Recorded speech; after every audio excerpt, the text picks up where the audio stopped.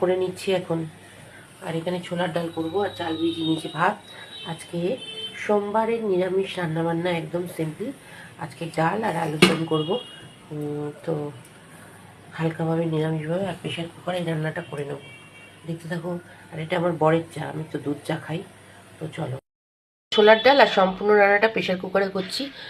আর পাঁচফোড়ন দিয়েছি, নুন দিয়েছি, ডালটাকে আমি ভেজে নিচ্ছি। দেখো, ডালটাকে ভেজে নিচ্ছি। এইবারে একটা মশলা দেবো, দিয়ে গরম জল দিয়ে দেবো।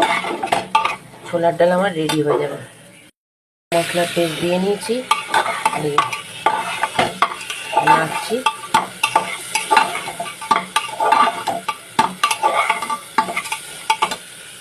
এবার দেবো ডাল রেডি।